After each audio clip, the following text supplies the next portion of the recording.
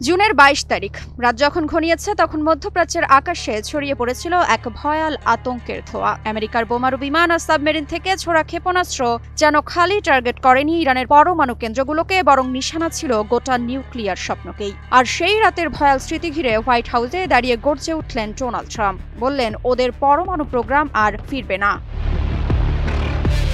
ইরানের ইস্পাহান, নাতানজ আর ফোর্দো এই তিনটি পরমাণু স্থাপনা একসঙ্গে টার্গেট করেছিল যুক্তরাষ্ট্র। লং রেঞ্জ বম্বার আর সাবমেরিন লঞ্চ মিসাইল দিয়ে চালানো হয় এক নিখুঁত আক্রমণ। ট্রাম্পের ভাষায় এই মিলিটারি অপারেশন গত ৫০ বছরের সেরা।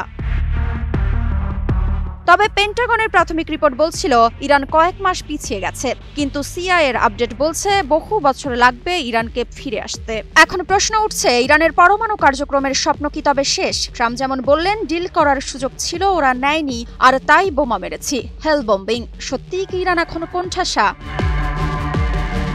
এদিকে হোয়াইট হাউসে তখন উপস্থিত ছিলেন বাহরাইনের crown prince Salman bin Hamad Al Khalifa. তিনিও প্রথম কোনো উপসাগরীয় নেতা হিসেবে প্রকাশ্যে হামলার প্রশংসা করলেন। তিনি জানিয়েছেন, পরিস্থিতির অস্থিরতা কমেছে, আর এই কথার ভেতরে যেন স্পষ্ট বার্তা, আমরাও এই আঘাতে স্বস্তি পাচ্ছি।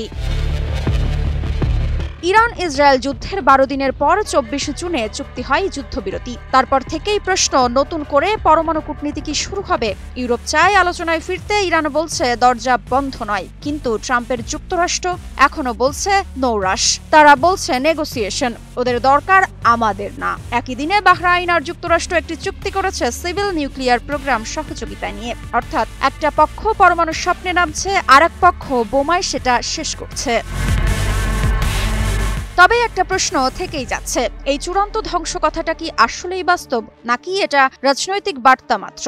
কারণ ইরান একটা দিন দুয়েকের প্রজেক্টে পরমাণু প্রযুক্তি তৈরি করেনি। বছরের পর বছর ধরে ছায়ায় চাপা ঘরে ভিন্ন ভিন্ন সাইটে ছড়িয়ে ছিটিয়ে তারা গড়ে তুলেছে একটি পরমাণু কাঠামো, যার বড় অংশ হয়তো এখনো ধ্বংস হয়নি। আর ইতিহাস বলছে, ইরান বারবার চাপের মুখে মাথা নত না করে পাল্টা প্রতিরোধ গড়েছে। তাই ট্রাম্প যেটাকে জয় বলে দেখাচ্ছেন, সেটা হয়তো শুধু একটা পর্ব, শেষ অধ্যায় নয়।